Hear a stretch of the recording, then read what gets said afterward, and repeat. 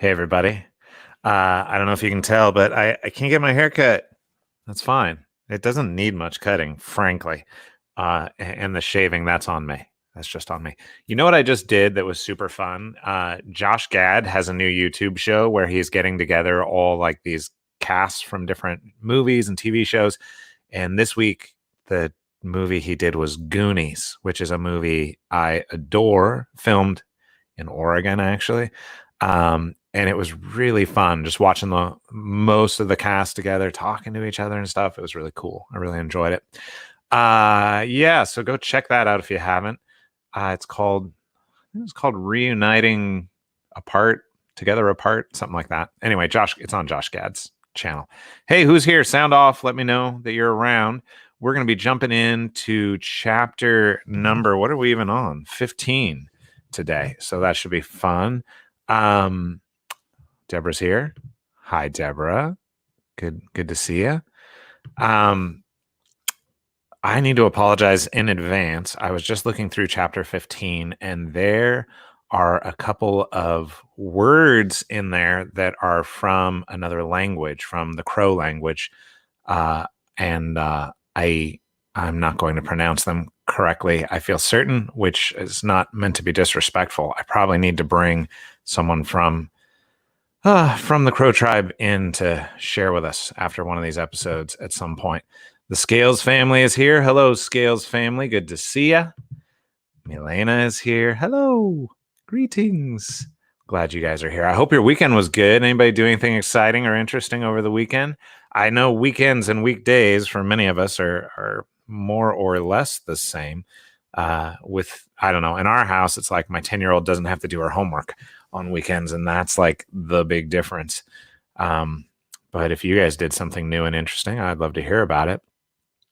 This week, we have a couple of chapters. So we're doing 15, 16, 17, and 18 this week.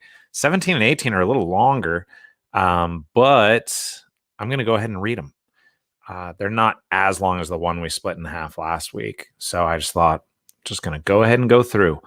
Also, I think I've already mentioned this to you, but next week, or this Friday, we are going to have author Jen Reese with us. Jen is the author of A Game of Fox and Squirrels. This book is actually targeting middle grade readers, so a little younger than some of our other authors we've had. Middle grade is kind of older grade school up through middle school or junior high, depending on how you say it, where you live. The book has some pretty heavy themes about living in a family with abuse issues, but I think it's handled really well. And it's a really captivating book. I was really moved by it, and I cannot stop thinking about it, actually. It's really good. The basic idea is this young girl and her sister are moved by Child Protective Services out of their home with their mom and dad and in with her aunt and her aunt's spouse. And it is there that she's given a game called A Game of Fox and Squirrels. And it's a card game that has foxes and squirrels in it. But as she starts messing with the cards, she realizes that there is an actual fox and an actual set of squirrels in the woods there that can talk and have kind of some plans for her. So it's a little creepy, actually. Sarah says Neil says, this is Neil. I like the picture of Jason with his rhino at the first. Oh, good. I'm glad you like that. There's an artist, I should have pulled her name up, who did that for me and sent it to me. And she sent me the little watercolor, the original watercolor. So I have that here at my house as well. Yeah, it's pretty fun when you're getting pictures of your characters like that. And Neil, you've provided the same thing to me. So thank you to you. We were just looking at that last week, and looks like our little friend Lily Me is here too. So hello. It's actually Joanna. Joanna, do you care when I say your actual name when you're just sharing your screen name? Let me know. I won't keep doing it if you don't want me to. Okay, let's jump in. Let's read this chapter 15. Just a reminder of what has gone before. We just ended a major section of the Crescent Stone where Madeline and Jason, two friends from high school, head out into a magical place called the Sunlit Lands. And the reason they go is because Madeline has a breathing issue. She can't breathe without magical intervention, basically. And they promise her, if you come for a year and fight our enemies, the horrific skim people, then for 1 human year, we'll heal you completely. So she goes, and Jason goes with her. And we just ended a scene where they are on a battlefield. Jason goes out to battle, even though he doesn't technically have to because he wants to ride his unicorn around. And his ribcage is crushed by the enemy.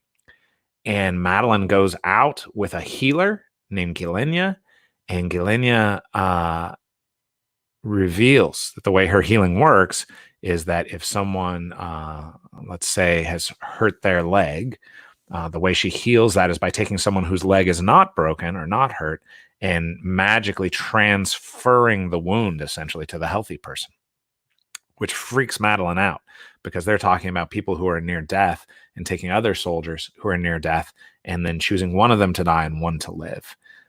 She does not really want to be a part of this, but when she finds Jason, her buddy, crushed, almost dead, and Gilenya says, I can still heal him if we take one of the healthy skim and kill the skim so that Jason can live, she leaves the decision up to Madeline, and Madeline agrees.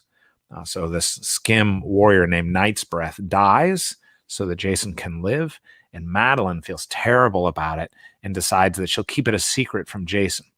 And that's where we ended off, although Jason, when he comes back, seems to know something about Night's Breath. He asks about that name, if that's important, if it means someone, if it has any meaning to anyone. So that's where we left off in the last chapter. And as we move into part 2, it's nearly a month later.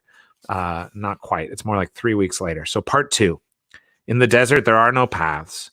In the desert, the way is made by walking. That's a Cockney proverb. Chapter 15, Scars. 3 things we cannot live without: clear water, deep stories, a heart that is loved. A Cockney proverb. Jason woke up with his legs pinned to the bed by delightful Glitter Lady. The affectionate rhinoceros had gotten into the habit of sleeping at his feet.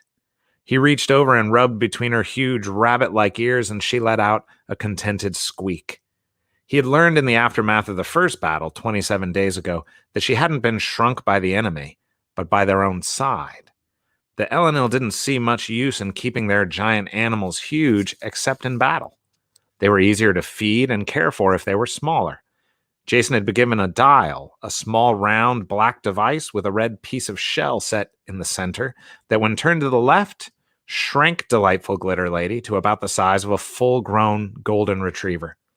Mini Delightful Glitter Lady weighed about 70 pounds, and she loved to climb onto his lap and get her ears scratched. The same dial turned to the right made her normal rhinoceros size and then gigantic war rhino size. This was the reason Jason's bed had been replaced the first time Delightful Glitter Lady had fallen asleep on it. The dial was turned too easily. According to Mrs. Raymond, war beasts were not allowed in the dorm rooms, but Jason figured, what were they going to do, kick him out? Mrs. Raymond had told him multiple times this was a possibility, but he doubted it. David Glenn, his roommate, had already left the room. He got up early. He said he liked to watch the sunrise, which was ridiculous because the sun never set, not really, in the court of far seeing. But David said he could feel the change as the sun came up over the horizon, if not for the sunlit lands, for everyone else. Cocoa, on the other hand, would sleep until forced out of bed. Jason leaned close to Delightful Glitter Lady. "Hey, Dee," he whispered. "Dee, where's Cocoa?" Dee's long ears perked up and her eyes opened. "Where's Cocoa? Where is he?" Jason mimed looking around like he couldn't see his roommate sleeping 12 feet away. Dee sat up, her thick rope-like tail thumping against the blanket. "Where's Cocoa? Go get him!" Dee gave a delighted snort, scrambled from Jason's bed, and flung herself across the room, flying up to land full force on Cocoa's back. She trumpeted in triumph, and Cocoa yowled in pain. "Aye, Dee! Come on, Tita. I was sleeping." "I got one," Jason said. He, Cocoa, and David had been playing a game. These first 28 days, Jason was supposed to be learning all about the Sunlit Lands. In this game, Jason would mention something weird about the Sunlit Lands, and his roommates had to either A, explain it, B, trick Jason into thinking a fake explanation was a real one, or C, admit they didn't know the answer. Jason got a point if he stumped them, and they got a point if they tricked him. Kakoa pulled his pillow over his head. It's too early, brah. Jason ignored him. Why aren't there any L&L kids? Kakoa pulled the pillow off his head. His hair was pointing in every direction. Man, are you serious? You just now noticed that? You've been here a whole month. It's weird, though, Jason said. No babies? No pregnant ladies? No toddlers or even teenagers? They act like Rondello is a kid, but he's, what did he tell us, 300 years old? David slammed the door open and shouted, Good morning, roomies! The sun is shining. It's always shining, Kakoa grumbled, then yelped when Delightful Glitter Lady jumped off him and ran panting to David. David crouched down and scratched her behind the ears. Hey there, DGL. I brought you something. I brought you, settle down now. It's right here, behind my back. Look. David pulled out a gigantic handful of long yellow grass that the L&L called Sweet Sword. It was Dee's favorite food. She leaned against David while she chomped on it. Kakoa sat up. Wusong's got one. Jason put his hands behind his head and waited for David to look at him. He paused for dramatic effect. Why aren't there any L&L kids? David snorted. You just noticed that? He's slow, Kakoa said. I noticed that my first week. David grinned. That Jason's slow or about the kids? I did see a creepy kid in a mask my first day, Jason said. Ugh, Kakoa said. That kid is the worst. Human, David said, nodding his head. Been in the Sunlit Lands too long. He's all twisted around with magic. So why no kids? Jason asked. Kakoa and David exchanged looks. The Skim took them, David said. 60 years ago. The Skim kidnapped all the children, and they put a curse on the L&L so they can't have any more. Kakoa rubbed his jaw. It's why they're such terrible enemies, brah. Skim took all their kids. No way the L&L can forgive that. Not only did they take them away, they wouldn't let them celebrate L&L holidays or learn their culture at all. They made them into Skim, too. David flopped onto his own bed. Pretty terrible. So the L&L are going to keep fighting the Skim forever, you know. There's no way out of that. No path to forgiveness. Whoa, Jason said. That makes sense. That's got to be true. Kakoa and David burst into laughter, jumped off their beds, and high-fived each other. That's a point for us, Woo. What do we have now? 17 points? 16, Jason mumbled. I thought for sure that was the real story. It sounded so convincing.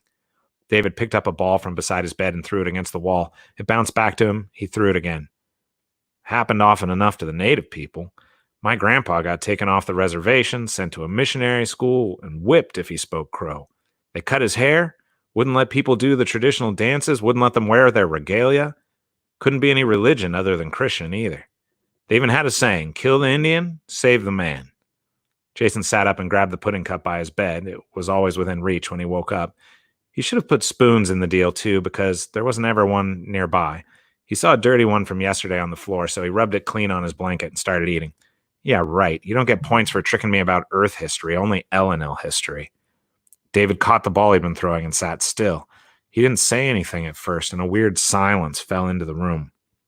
Kakoa didn't move except to turn his eyes toward Jason. Even Delightful Glitter Lady stopped, as if she sensed danger. Her ears perked up, her eyes still. Jason paused, a bite of chocolate pudding halfway to his mouth. A pit opened up in his stomach. He didn't know any stories like David's, but he should have realized it was in the realm of possibility. Was it really any different than what happened to his own family not so long ago? Uh-oh, Jason said. I assume that actually happened? Man, you should know that's not a joke, Kakoa said. Didn't they teach you anything in history class? Before Jason could reply, David spoke. My grandfather, he said, was of the Apsolage, the Crow people. He was whipped for speaking our language. When I was a kid, I didn't want to learn it. I heard the elders speaking it, a lot of the other kids even, but I always liked English, you know? My cartoons were in English. School was in English. But my grandfather, even when I was little, he'd point at the sun in the morning and he would say, Aksashe. He would wake me at night and show me the Bitiachia. He would cup his hands in the river and hold it up and say, Bile. Some of the other elders, they didn't feel right speaking our language. Grandfather said they still felt the whip when they spoke. They'd speak it sometimes, but they felt pale eyes watching them. When I was 8 years old, Grandfather called me into his room, and I helped him take off his shirt.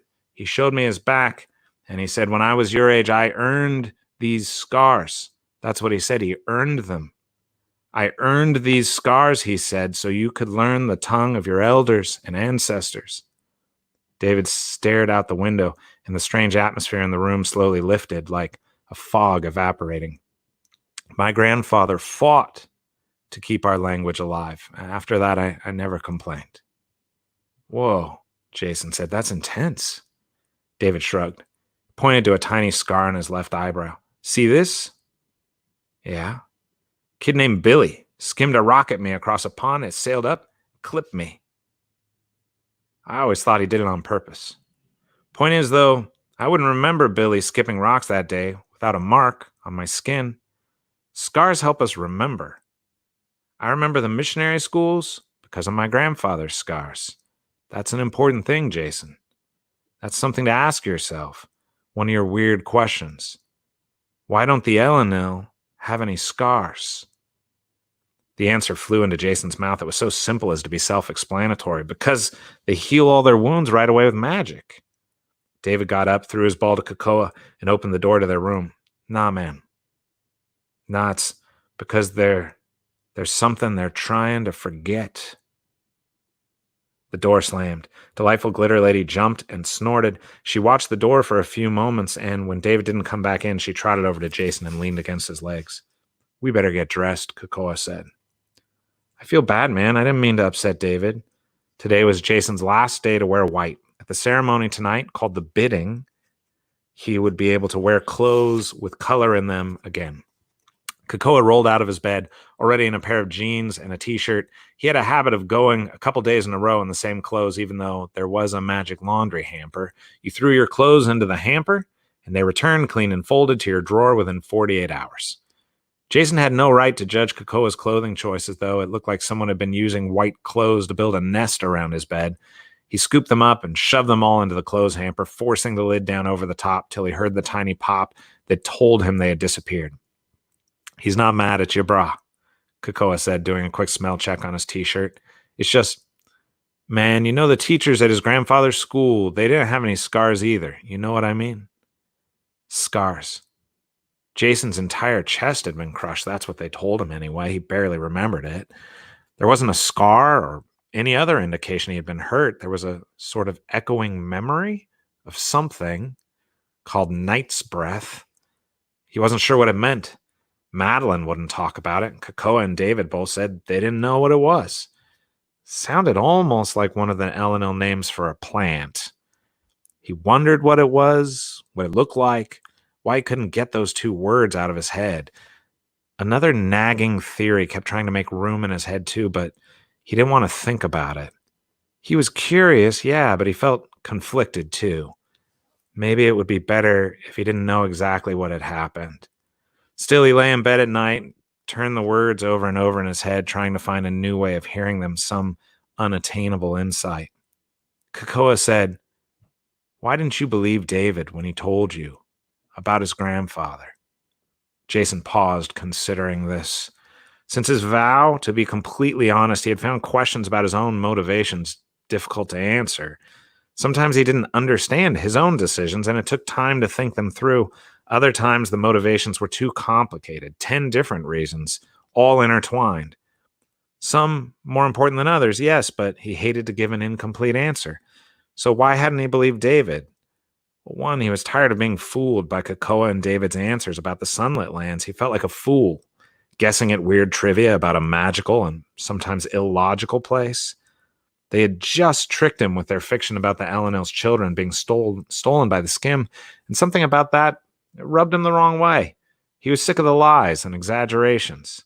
He worked hard to be truthful, and he didn't understand why other people couldn't do the same thing. Second, he had to be honest.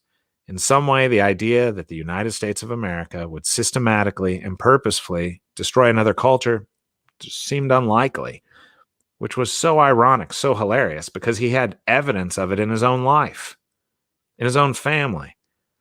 But somehow he had bought into the lie that things must be different for everyone else, that his experience was the exception, not the norm. There was this voice in his head saying, that can't be true. That's not the American way. And that voice was keeping him from seeing what was true. But Jason wasn't letting lies stand in his life anymore. He was rooting them out, replacing them with the truth. Jason finally said, I didn't want it to be true. Kakoa nodded. I get that. David told me once that some Native Americans didn't get the right to vote in the U.S. until, I can't remember, the 1950s or 60s. I told him there was no way that was true. I mean, black people had the right to vote 100 years before that almost. But he explained that the native people weren't even allowed to become U.S. citizens until the 1920s. Jason didn't know why it surprised him. He knew the history of the Chinese immigrants to the United States. It was only a month ago that he had lectured Madeline about it, and the Chinese hadn't been allowed to become citizens until the 1940s. He shouldn't be surprised by these things, but the honest truth is he was. These sorts of facts went against his cultural narrative, the story he'd been told about the land of the free and the home of the brave. The stories had an almost fantastical quality to them, as if they'd happened long ago and far away in some fantasy world, not decades ago, to their great-grandparents. And yeah, black people, or black men anyway, got the right to vote 100 years before Native people. But then a whole system built up around preventing that, which was part of the point of the civil rights movement in the 60s. So, of course, David's story was true. Even a moment's reflection should have told him that.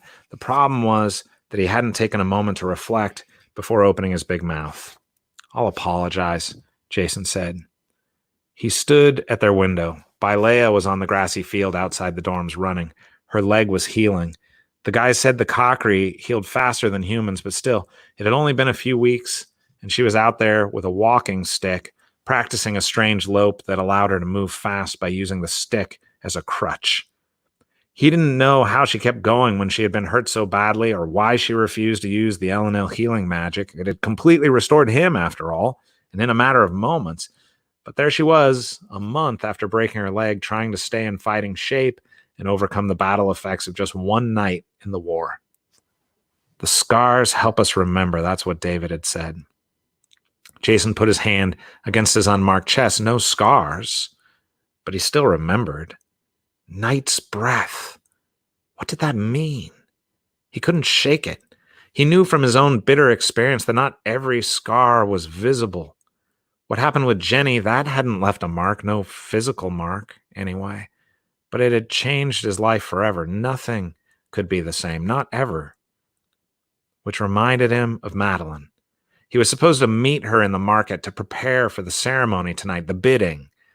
Now that they had been here a full Sunlit Lands month, they were supposed to be inducted into L&L society. They'd get an assignment of where they would live, what their roles would be. They'd be allowed to wear whatever clothing they pleased. Jason hoped to be put back here with Kakoa and David, but that meant joining the L&L army. He had enjoyed his one night in the war, and he loved the way some people still called him the Bat Slayer. But he had almost died. According to Madeline, almost died in the not coming back even with magic kind of way. He wasn't sure he wanted to do that again. And Madeline had made it clear she was not planning to fight. Jason had come here to keep an eye on her, to watch over and protect her in the way he had failed to do with his sister. I have to meet Madeline, he said to Kakoa. Kakoa grinned at him. Hold up, man. David's going to be back in a minute with a present. Present? Yeah, we planned ahead and the door opened. David stood there, holding a flat white box. I'm sorry, Jason started, but David interrupted. You believe me now? Yeah. We're good then. But you have to learn to listen when someone speaks their heart. Right, Jason said. Sorry. Relief washed over him. He realized that he'd been worried on some level that David would stay angry at him, that he had somehow permanently messed up their relationship, but they were better friends than that. There was room to mess things up and still be friends. Kokoa and I had something made for you, David said, an outfit for the ceremony tonight. Jason took the box, laid it out on the bed, and pulled off the lid. The first sight of the outfit assaulted Jason's eyes. It was garish, awful, ridiculous. It's horrible, he said, pulling it out of the box. I love it. The end of chapter 15. We'll get to see what that looks like tomorrow when Jason reveals his outfit to the chagrin of many. Sarah's here. Hello, Sarah. Good to see you. There's something they're trying to forget. Oof, that whole conversation. Cry face. Yeah, this is an interesting chapter. It is interesting, too, to deal with the tragedies and the difficulties of our nation's past and present while still realizing the many good things about our nation as well, and the good things that are being done by people who live in this country and are part of this country. It is interesting having ethnic minority characters in a book. This isn't something you can just sidestep and brush under the rug unless you want them basically to be minority characters who've grown up in majority culture, which there are plenty of people who are like that, right? I have lots of friends like that. But what you end up doing is having characters who are all the same, which I don't think is what any of us want. We want diversity in our fiction because we want to learn about the world, learn about each other, and it makes for much more interesting stories too, with more conflict, more disagreement. And that's something I really wanted to show in the Crescent Stone, that there are places where problems are set out and someone doesn't just come up with an answer. There might not even be an answer. Sometimes it's just different people trying to find a solution to what's a real issue. So that's part of the reality of our world. And it's certainly part of the reality of the Sunlit Lands too, which we will see as we continue. So before we're done for the day, feel free, if you have a question, go ahead and throw it in as I do our end of the show announcements here. Don't forget, Friday at 1, author Jen Reese will be with us. You guys are going to enjoy her. I've been writing back and forth with her some. She seems wonderful. Tyndale is, of course, at Tyndale.com, still taking orders and sending books for the Crescent Stone. It's interesting. It's actually sold out a bunch of places, and there's actually a distributor even that's sold out of them, which means there are bookstores like Amazon, like Barnes and Noble, places like that aren't able necessarily to get it unless they have some on hand already. So Tyndale.com is still shipping orders. If you send a note to them, if you go to their website, you'll be able to find it. As always, of course, Natasha Sudek's narration of the Crescent Stone is available on audio at oasisaudio.com. And please, the more comments you leave, the more likes you give, whether a like for this video or likes for the other comments, that helps other people to see this content, which is a huge favor to me. And it's a huge favor to them too, because there's a bunch of people wishing they had something else to do for a half hour during the day. And this helps them find content you're enjoying so they can come be part of our community, which is great. And of course, feel free to subscribe either at youtube.com/Matt Mikalatos Books or at facebook.com/Mikalatos Books. Either way, that's where we're live casting. You can catch up with us there. And I'll show you this little picture of Jen one more time so you can see the cover of the book there. A game of fox and squirrels. Looking forward to having Jen with us on Friday at 1 Pacific. So I think that's it for today, my friends. Feel free to send me a note if you have questions, if there's stuff you want me to cover during the show, if there's things you want to talk about, let me know. And in the meantime, be safe, be well, take care of each other, take care of your neighbors, and I'll see you tomorrow. Have a great day. Bye.